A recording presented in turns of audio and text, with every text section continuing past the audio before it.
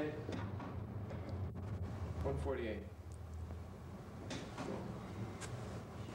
My name is Henry Eisenman. I was born in Wierzbnik, Poland in 1919.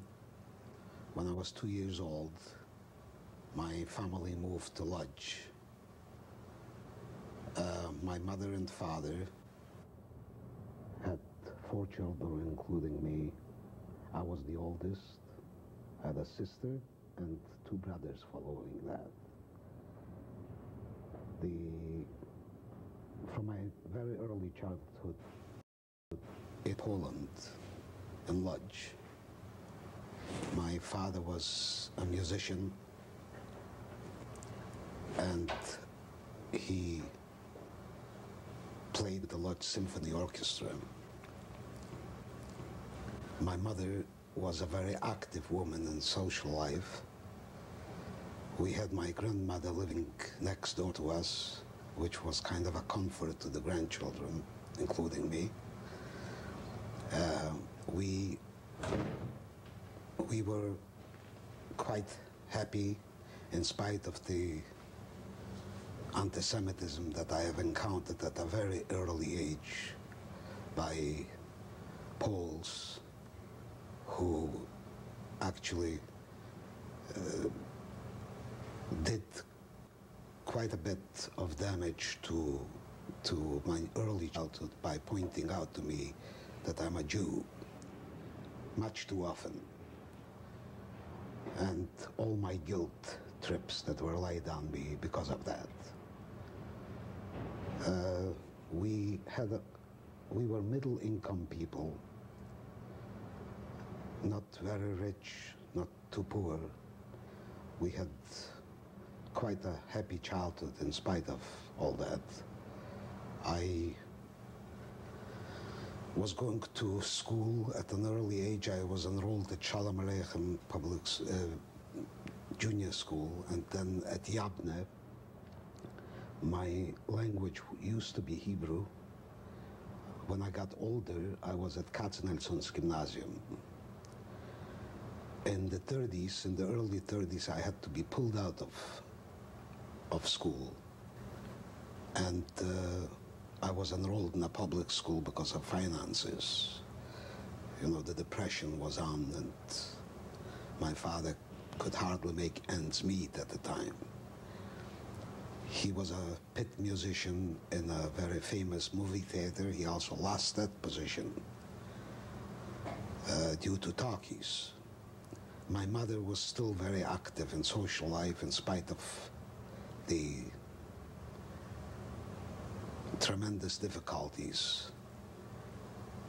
As a youngster, I was a member of Beitar, and I was a firm believer in reviving Israel by the way of fighting for it. Of course, being the oldest, I had very little influence on the rest of the children. We had a really democratic family, and things were left to us to decide what we want to do best. I also practiced the piano. My father had hopes that I would become a great pianist. I was going to conservatory. The years that followed my teens, I noticed that I would have to chip in and help out the family with financing. By the age of 14, I was playing as a professional musician with all kinds of groups and people. It is kind of funny that most of my associate musicians, except for a few, were the Germans living in Lodz. There was a tremendously big German population in Lodz. And some of the fellows that I played with were German. At the age of 14, I already knew that there was a great influence of National Socialism within Poland, particularly Lodz. Lodz was almost divided evenly between the three peoples, Polish, German, and Jewish. I had many, many friends. My closest friends were Jews. My associates were German and Poles. We were not a very religious family. Of course, my mother observed the Sabbath and all that. But my father, being a musician, could not afford to stay off on Sabbaths and not play. However, he did observe the high holidays, and he was well read in Judaism. The rest of the family was young, and I was working as a musician from 1936 till 1939 or thereabouts. I must say that I helped out the family immensely in those years. I was of great help as far as financing. I was young, able, and willing to work. Where did you work? I worked on different jobs, you know, weddings, parties, the Bar Kokhba Club, Hazomir, all kinds of different places that we worked in. Did you know what was going on in Germany with the Jews? Yes, we did know.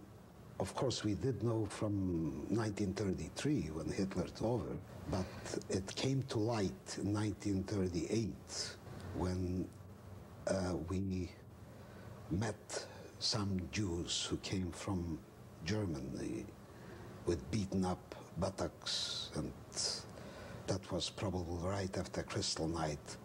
They were denied residence in Germany and sent back to Poland. At that time, we knew for sure what was going on because we had ample evidence to see what the attitude of Germany was at the time. Did your family ever discuss leaving Poland? We discussed leaving Poland. By 1938, however, I must say, due to limited funds, it was quite impossible to undertake the trip. We had an elderly grandmother whom we wouldn't have left behind, who had her husband buried in Poland, and the family ties were pretty strong to stay. However, the main reason for not leaving was financial. We couldn't afford it. You mentioned that you encountered anti-Semitism as a child. Do you recall specific incidents? Oh yes, we were told dirty Jew. You know, the incidents were too many to mention. I was faced with this particular problem just about daily, and we were denied, for instance, entry to a school where there was a physics lab.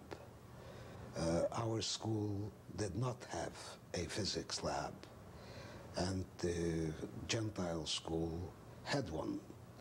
We were once sent there, and they were actually bombarding us with stones on the way in, and we were led back to our school without being able to attend the physics lab.